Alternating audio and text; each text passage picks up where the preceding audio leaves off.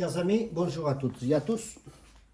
Aujourd'hui, je vais vous montrer comment on démonte un robinet thermostatique de marque Grouet, modèle Grotherm 1000. Alors, pour ne pas vous mentir, ce n'est pas mon modèle préféré. Je préfère largement le Grotherm 800, qui est à mon sens beaucoup plus esthétique. Mais aujourd'hui, j'ai récupéré ce robinet chez un client qui a essayé lui-même de le détartrer parce que la cartouche ne fonctionne plus. Et il a fini par l'abîmer.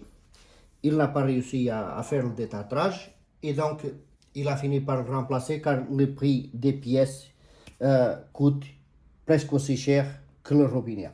Pour information, on trouve un robinet tel que celui-ci à environ 150 € sur Internet. Bien entendu, dans les magasins de plomberie, c'est légèrement plus cher.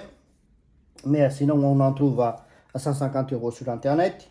Et le prix de la cartouche coûte déjà, je crois, de mémoire, 110 ou 120 € pour nous les professionnels.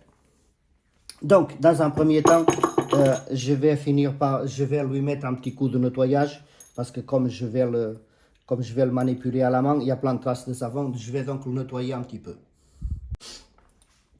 Voilà, je l'ai donc nettoyé un peu, même si ce n'est pas propre à 100%, ce n'est pas vraiment grave vu que c'est un robinet qui ne va pas être récupéré normalement vu le prix des pièces. On peut constater que c'est un robinet qui n'a pas beaucoup d'usure parce que le chrome n'est même pas rayé ni quoi que ce soit. Il est vraiment en bon état, sauf que la mécanique ne fonctionne plus. Alors, pour remplacer la cartouche sur un robinet thermostatique, il nous faut en règle générale un objet pointu, des tournevis. Moi, j'utilise aussi un petit tournevis parce que souvent il y a des goupilles à enlever. Donc, c'est pratique pour dégoupiller. Et une clé à molette.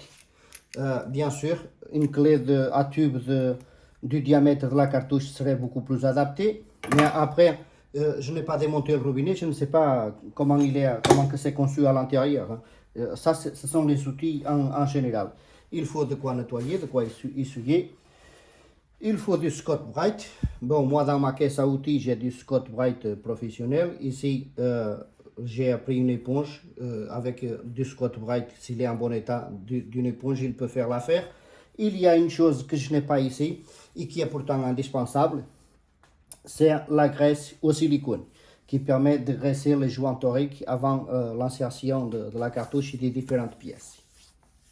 Nous allons donc passer au démontage.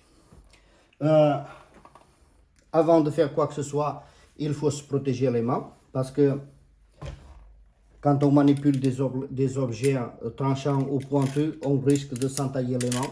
Donc moi j'ai l'habitude, dans ce genre de travail, je n'utilise pas de gants, mais il faut quand même se protéger.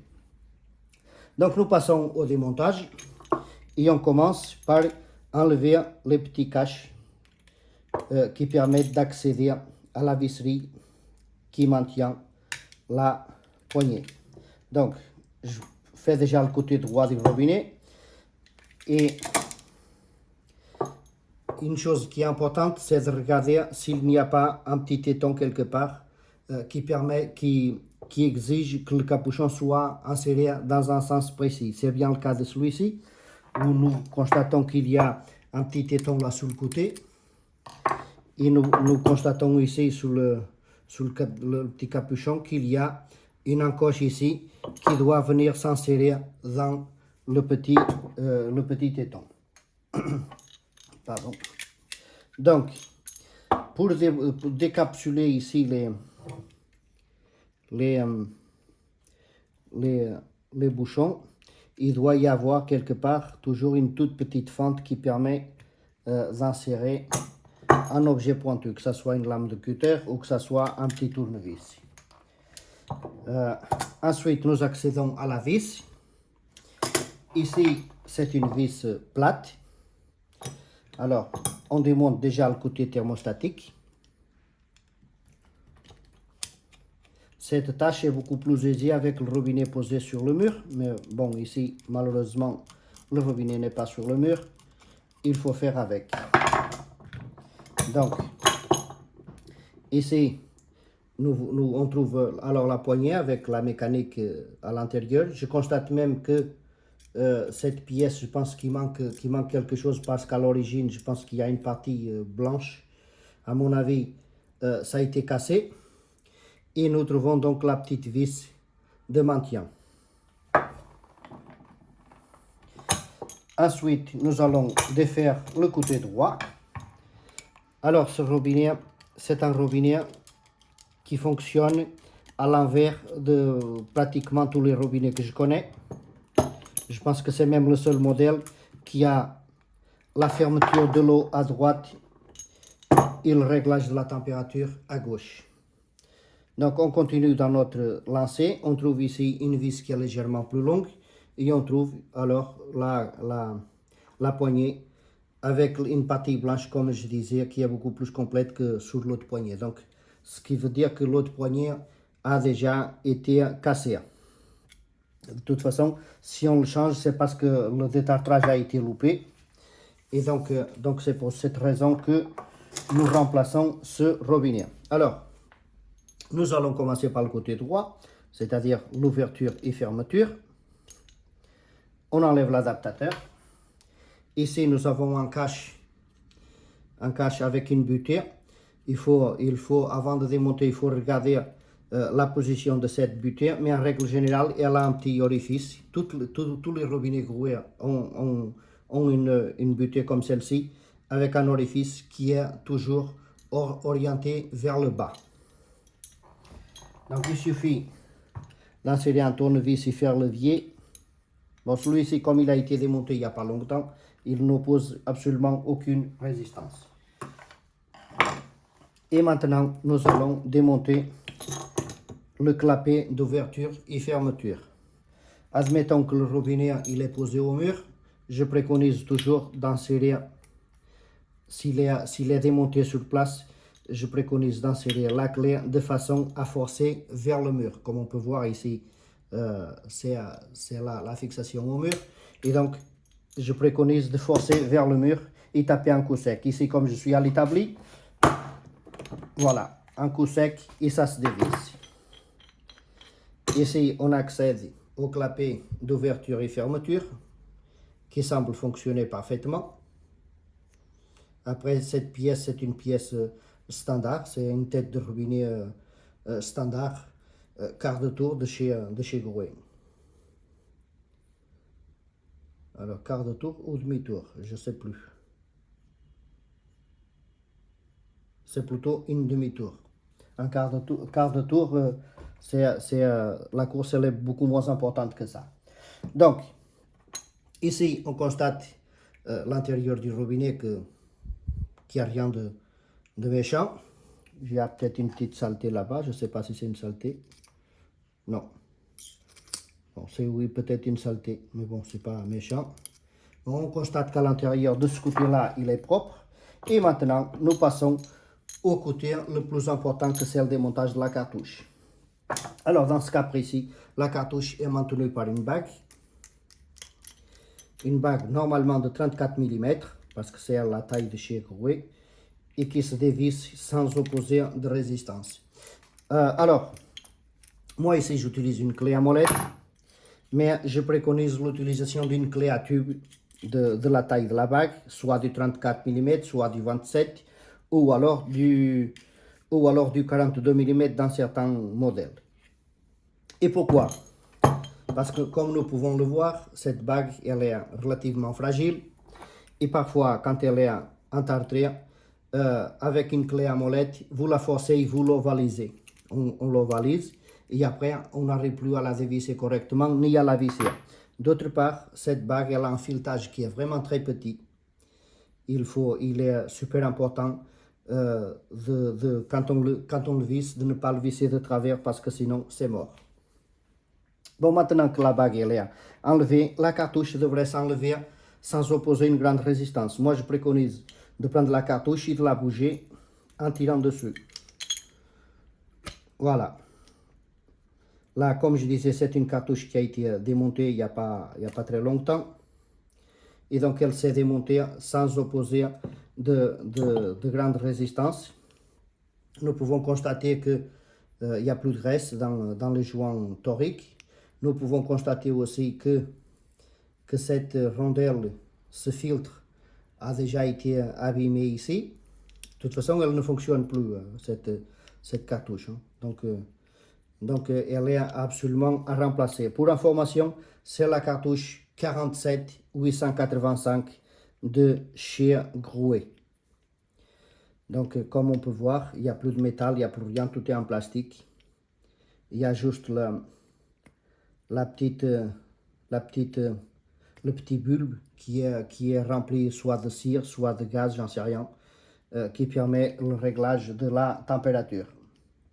Alors, le client m'avait fait part qu'il y avait une pièce de cassée et moi, en démontant, j'ai vu effectivement cette pièce est cassée. Elle ne devrait pas se démonter, cette bague ne devrait pas se démonter, elle devrait être solidaire de la pièce qui est au fond là. Cette pièce a pour effet de réduire l'entartrage de cette partie et elle a aussi pour effet de faciliter le démontage parce que comme c'est une pièce en plastique, nous avons du plastique, nous avons des joints toriques qui sont posés sur du plastique et donc ça ne facilite pas l'entartrage. Donc voilà, effectivement,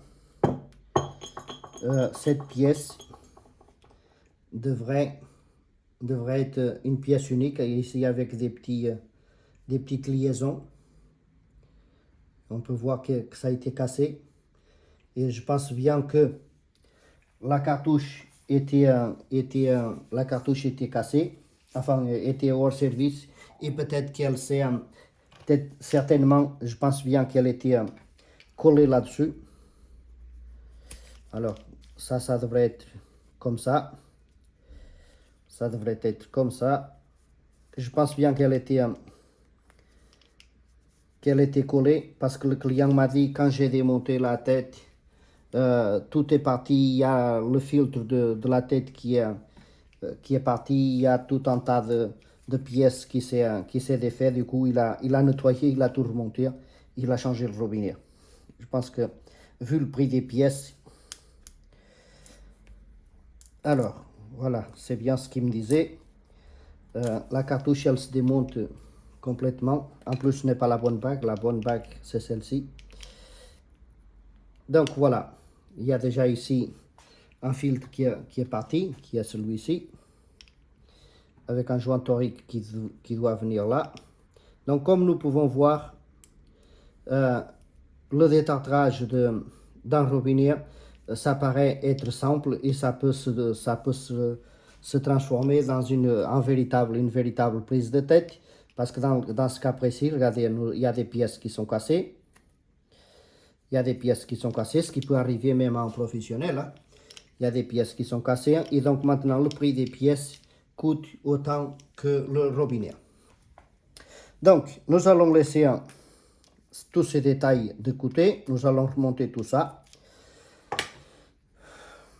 Je vous fais la démonstration avec une pièce qui est cassée, mais bon, c'est pas bien grave. De toute façon, normalement, la pièce blanche ne s'enlève pas quand on détartre en robinet. Cette pièce blanche ne s'enlève pas. Donc, je vais la mettre bien en place comme elle était. Je la force. Donc, nous pouvons voir ici que le robinet a été nettoyé. Mais malgré toute la bonne volonté du client ou de la personne qui a intervenu, mais je pense que c'est le client lui-même, le robinet, il y a pas mal de dommages sur le robinet et comme je disais, maintenant le prix des pièces est équivalent au prix du robinet. Donc, à ce stade, c'est le stade de remontage de la cartouche. Bon, ici, j'en ai pas de la graisse silicone et ce n'est pas vraiment le sujet, mais normalement, il faut siliconer tous les joints et tout le support pour que pour que la cartouche puisse rentrer. Regardez, elle est un peu dure parce que non seulement le filtre il est tordu, ce sont des choses qui sont très précises. Le filtre il est tordu, maintenant il s'appuie sur la pièce là-bas, il ne veut plus rentrer. Ainsi que, voilà, ça va là. Et donc, il est important de lubrifier bien les joints toriques avec du silicone. Bon, là maintenant ça ne rentre plus, donc je vais enlever ce filtre parce qu'il est dans un état pitoyable. De toute façon, comme je disais, on ne va pas le récupérer, ce robinet. Et donc on va remettre tout ça en place. Comme on peut voir, il y a un petit encoche pour que la cartouche vienne se loger dedans. On appuie légèrement dessus. Si les parties sont siliconées, ça rentre tout seul sans opposer absolument aucune résistance. Et pour le vissage de la bague, il faut absolument qu'elle se visse bien droite. Et puis on finit par mettre un petit coup de serrage à la fin. Inutile de serrer comme un bourrin parce que ça ne sert à rien. Et à ce stade, notre nouvelle cartouche, au cas où c'est une nouvelle cartouche, notre nouvelle cartouche est déjà remplacée. Donc, on commence aussi par remonter le côté droit. Si on change la tête, bah, ça serait une nouvelle tête. On met un petit coup de serrage avec une clé en règle générale, c'est une clé 17. En règle générale. Pareil, le robinet en position normale et dans cette position-là, il faut mettre la clé de façon à forcer toujours vers le mur. Un petit coup sec et c'est parti. On commence par assembler le reste.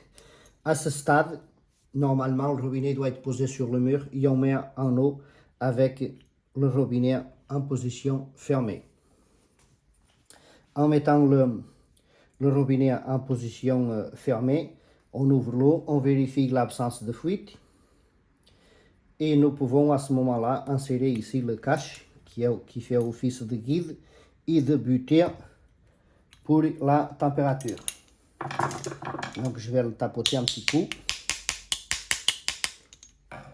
On peut constater que l'orifice est vers le bas, toujours vers le bas. On ne peut pas l'avoir 100% droit parce que comme il s'emboîte sur la tête du robinet, donc bien souvent c'est un peu de travers. On insère notre adaptateur. On peut déjà ouvrir et fermer comme on veut. Maintenant, il faut prendre la tête que nous venons insérer avec le robinet en position fermée dans cette position avec le petit bouton vers le haut. Quand on ouvre à 50%, on est ici à peu près vers l'avant, et quand on est à 100%, ouvert à 100%, le bouton se trouve vers le bas. Donc après c'est à calibrer selon le débit, c'est-à-dire qu'il faut avoir le robinet en place, il faut avoir le flexible de douche qui soit monté avec une pomme de douche, on fait couler l'eau et on règle. Si on veut que la butée soit à 45% par exemple, bah, il suffit de jouer sur ici parce que comme c'est une emboîture crantée, nous avons la possibilité de régler le débit, la position économique sur l'ouverture à 45 ou même à 30% de l'ouverture totale. C'est au choix du client. Alors,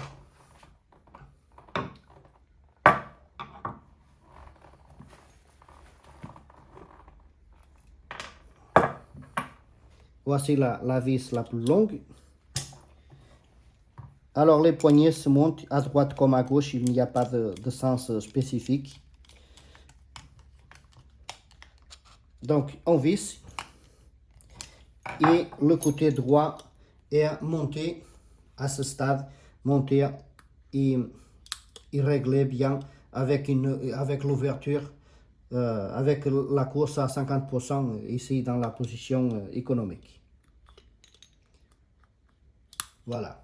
Maintenant, nous passons au côté thermostatique et au calibrage de la cartouche. Comme nous pouvons voir, cette cartouche, elle a ici une petite marque que nous devons aligner avec ce point-là. À ce stade, il faut faire couler l'eau. Il faut toucher l'eau jusqu'à avoir une eau qui soit plus ou moins à la température de notre corps. Et monter la cartouche dans cette position à 38 avec le petit repère aligné avec les 38. Si on veut plus, bah, c'est pareil. En touchant l'eau, on tourne la cartouche vers la gauche, vers la droite, de façon à obtenir une eau qui nous convienne. Donc, moi, si c'était une cartouche neuve, je pense que le repère d'origine est plus ou moins adapté à une température de 38, au repère de 38. Après, on peut bouger comme on veut. C'est réglable à volonté.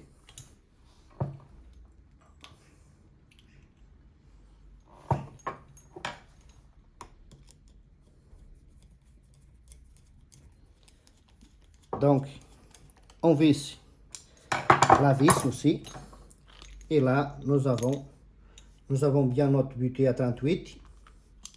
Là, c'est à froid complètement. Et ici, 38 jusqu'à 50. Maximum 50. Et comme je disais au début, c'est réglable à volonté en jouant sur l'encoche, sur l'emboîtement de la tête sur la cartouche. Vu que c'est une emboîture crantée, il suffit de jouer un cran ou deux vers l'avant ou vers l'arrière. Ici, maintenant, comme je disais au début, il y a bien une encoche ici qui doit se monter sur le petit téton. Donc il suffit de bien aligner le petit cabochon avec le téton et le tour est joué. Pareil du côté droit. Et voici notre robinet. Si jamais nous avons remplacé la cartouche ou si on l'a détartré, le montage est bel et bien identique. Pour le nettoyage, je ne vous ai pas expliqué le nettoyage, mais s'il faut nettoyer avec du Scotch-Brite, même si vous n'avez pas du Scotch-Brite professionnel, vous prenez un bout d'éponge, vous l'arrachez et à l'intérieur vous nettoyez bien. Sinon, il est aussi possible de tout plonger dans le vinaigre de façon à ce que toutes les traces de tartre s'en aillent avec le vinaigre. Voilà mes amis, j'espère que cette vidéo vous aura plu. N'hésitez pas à liker, à partager la vidéo et à vous abonner à la chaîne si le cœur vous en dit, sinon c'est pas grave. Et faites attention avec le bricolage parce que ce n'est pas parce que vous avez une vidéo sur YouTube qui vous explique plus ou moins comment on doit faire. Bien souvent, le bricolage nous réserve bien des surprises. Moi-même, il m'est arrivé de casser des cartouches sur certains modèles de robinet, des cartouches qui refusaient de se démonter. Il m'est arrivé d'avoir des cartouches qui sont restées à 50% dans le robinet et qui a été vraiment très difficile à enlever. Il y a certaines que j'ai même dû casser pour pouvoir les démonter. Donc, contrairement à ce qu'on vous fait croire, ce n'est pas une partie facile. Ici, dans ce cas précis, c'est vraiment la preuve de ce qui se passe, de ce que nous risquons de trouver. Le client avait un robinet qui avait 4 ou 5 ans d'utilisation, qui n'est vraiment pas vieux, ça se voit qu'il n'est pas vieux. Il a cassé, non seulement il a cassé la petite pièce blanche à l'intérieur, mais en plus il a cassé aussi la cartouche. Bon, enfin, elle était déjà plus ou moins hors service, mais maintenant elle est complètement cassée. Et donc le prix des pièces coûtait presque aussi cher qu'un robinet neuf. Et donc du coup, il a préféré ne pas remplacer les pièces et changer directement le robinet. Voilà, encore une fois, n'hésitez pas à vous abonner à la chaîne, à liker la vidéo et je vous dis à très bientôt.